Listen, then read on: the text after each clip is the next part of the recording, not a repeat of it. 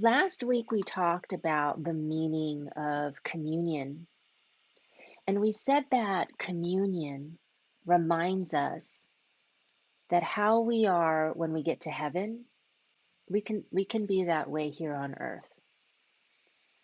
12 years ago, I was counseling a group of parents whose children had completed their lives early from drug overdose.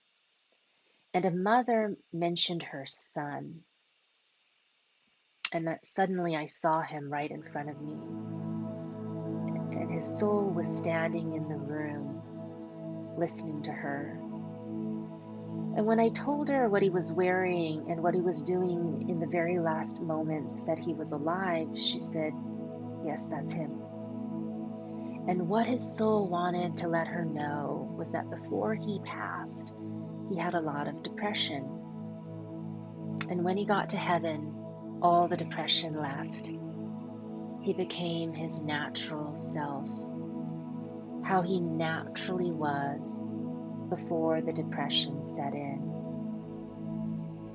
And what I learned from this teenage boy's soul is that how you are here on earth is not always your natural self. Like when you are here on earth, it's like your natural self is wearing this clothing of depression or abuse or disappointment. When you die and you go to heaven, you become your natural self, how you truly are, without the pain that your soul agreed to take on when you came to earth. This boy's soul was telling his mom that it's so much more natural for him to be his true self when he's in heaven, to be happy and free the way he naturally is. It's just super natural for him to be his true self when he's in heaven. And it felt really unnatural for him to be depressed, when he was on earth. You know how people can carpool? Or people can pain share. If someone can't handle a situation, you can split the pain. Like you'll feel 50% of their pain, and then they feel 50%. And in psychology, that's called transference. And many of you do this. You carry people's pain on their behalf in order to uplift them. You also carry the pain of the world in order to uplift humanity. That's why you have such a big love print. Well, when you get to heaven, you let all that go. You release all the pain that you were carrying on earth. You become your natural self. And it feels super natural for you to be this way.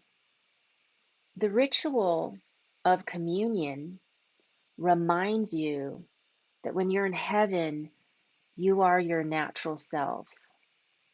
You're pure light, pure love, pure peace, pure freedom, pure happiness. You're just like God. To be in communion with something means to be close to it, to be one with it. And the communion ritual is a reminder that there doesn't have to be two versions of you, the way that you are on earth and then the way that you are in heaven. The way you are on earth is the version of you that carries a lot of pain, whether it's your pain or other people's pain, so you can uplift humanity. And the way that you are in heaven is the version of you that has zero pain. And doing the communion ritual reminds you that you can actually combine the two versions of yourself. As you are in heaven, so you are on earth. And during the communion ritual, you have this loaf of bread, which is the body of Christ, this supernatural body, this body of pure light, pure love, pure happiness, and you eat it. And when it goes into your heavenly body is inside of your earthly body. And these two bodies, your heavenly body and your earthly body, combine into one body.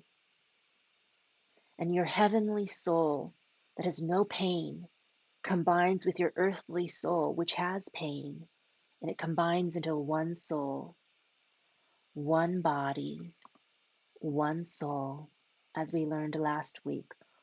Ho'okahi kino, ho'okahi uhane. And it's just a reminder that you may feel a lot of pain here on earth, but who you naturally are is someone who has no pain.